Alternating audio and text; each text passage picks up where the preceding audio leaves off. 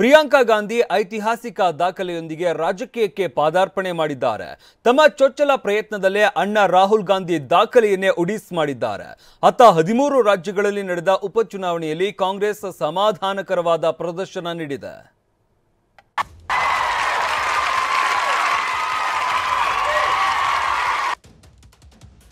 ವಯನಾಡಿನಲ್ಲಿ ಅಣ್ಣನ ದಾಖಲೆಯನ್ನೇ ಮುರಿದ ಪ್ರಿಯಾಂಕಾ 4 ಲಕ್ಷಕ್ಕೂ ಹೆಚ್ಚು ಮತಗಳಲ್ಲಿ ಗೆದ್ದು ಹೊಸ ಚರಿತ್ರೆ. ಗೆಲುವು ಇದು ಅಂತಿಂತ ಗೆಲುವಲ್ಲ, ದೇಶದ ರಾಜಕೀಯ ಇತಿಹಾಸದಲ್ಲೇ ಹೊಸ ಚರಿತ್ರೆ ನಿರ್ಮಿಸಿದ ಗೆಲುವು. ಪ್ರಿಯಾಂಕಾ ಗಾಂಧಿ ವಾದ್ರಾ ಮೊಟ್ಟ ಮೊದಲ ಬಾರಿಗೆ ಚುನಾವಣಾ ರಾಜಕೀಯಕ್ಕೆ ಧುಮುಕಿದ್ರು. ತನ್ನ ತಂಗಿಗಾಗಿ ಅಣ್ಣ ರಾಹುಲ್ ಗಾಂಧಿ ಕೇರಳದ ವಯನಾಡು ಕ್ಷೇತ್ರ ಬಿಟ್ಟು ಕೊಟ್ಟಿದ್ರು. ಇದೀಗ ವಯನಾಡು ಕ್ಷೇತ್ರದ ಉಪಚುನಾವಣೆಯಲ್ಲಿ ಪ್ರಿಯಾಂಕಾ ಗಾಂಧಿ ಐತಿಹಾಸಿಕ ಗೆಲುವು ಸಾಧಿಸಿ ಅಣ್ಣನ ದಾಖಲೆಯನ್ನ ಮುರಿದಿದ್ದಾರೆ. ಹಾಗಾದ್ರೆ ಪ್ರಿಯಾಂಕಾ ಗೆಲುವಿನ ಅಂತರ ಎಷ್ಟು?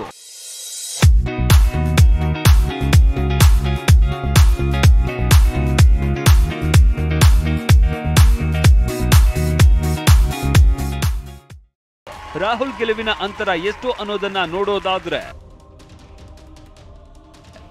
ವಯನಾಡು ಲೋಕಸಭಾ ಉಪಚುನಾವಣೆಯಲ್ಲಿ ಪ್ರಿಯಾಂಕಾ ವಾದ್ರಾಗೆ 6,22,338 ಮತಗಳು ಚಲಾವಣೆಯಾಗಿವೆ.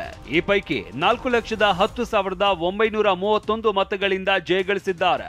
ಆದರೆ ರಾಹುಲ್ ಗಾಂಧಿ 2024ರ ಲೋಕಸಭಾ ಚುನಾವಣೆಯಲ್ಲಿ ಒಟ್ಟು 6,47,445 ಮತ ಗಳಿಸಿದ್ರು. ರಾಹುಲ್ ಗೆಲುವಿನ ಅಂತರ 3,64,422 ಇತ್ತು. ಅಂದ್ರೆ ಅಣ್ಣನಿಗಿಂತ 46,509 ಹೆಚ್ಚು ಮತಗಳನ್ನ ಪ್ರಿಯಾಂಕಾ ಪಡೆದು ಜಯಶಾಲಿಯಾಗಿದ್ದಾರೆ.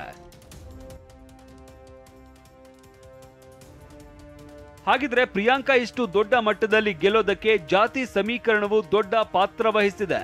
ಹಾಗಿದ್ರೆ ವಯನಾಡಿನಲ್ಲಿ ಜಾತಿ ಲೆಕ್ಕಾಚಾರ ನೋಡೋದಾದ್ರೆ,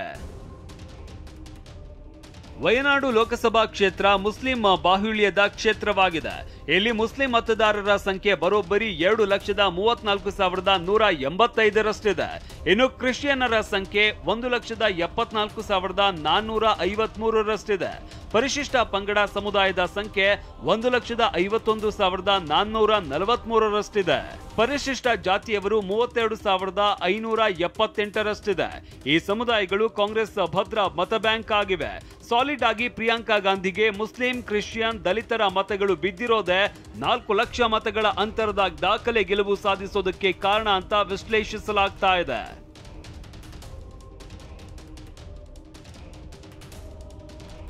ಇದು ನನ್ನ ಗೆಲುವಲ್ಲ, ನಿಮ್ಮ ಗೆಲುವು ಎಂದ ಪ್ರಿಯಾಂಕಾ. ಸಿಹಿ ತಿನ್ನಿಸಿ ಶುಭ ಕೋರಿದ ಮಲ್ಲಿಕಾರ್ಜುನ ಖರ್ಗೆ. ಅಭೂತಪೂರ್ವ ಗೆಲುವು ಸಾಧಿಸಿರುವ ಪ್ರಿಯಾಂಕಾಗೆ ಎಐಸಿಸಿ ಅಧ್ಯಕ್ಷ ಮಲ್ಲಿಕಾರ್ಜುನ ಖರ್ಗೆ ನಿನ್ನೆ ಸಿಹಿ ತಿನ್ನಿಸಿ ಅಭಿನಂದನೆ ಸಲ್ಲಿಸಿದ್ರು.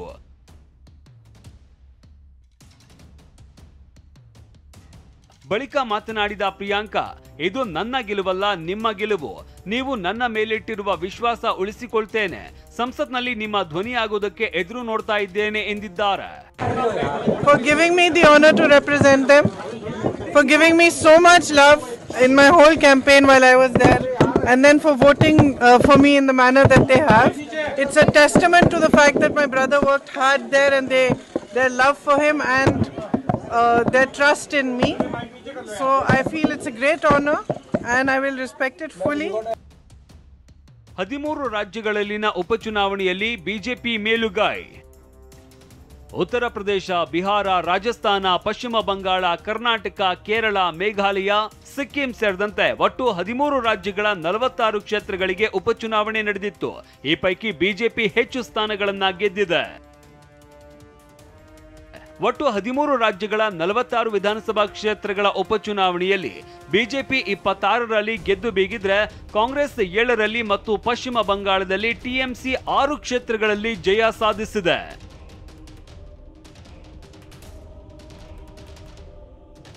ಒಟ್ನಲ್ಲಿ ಮೊದಲ ಎಂಟ್ರಿಯಲ್ಲೇ ಚಾರಿತ್ರಿಕ ಗೆಲುವಿನೊಂದಿಗೆ ಸಂಸತ್ ಪ್ರವೇಶಕ್ಕೆ ಪ್ರಿಯಾಂಕಾ ಗಾಂಧಿ ಸಜ್ಜಾಗಿದ್ದು ಕೈಪಾಳ್ಯದಲ್ಲಿ ಹುರುಪು ತಂದಿದೆ. Bureau report, TV9.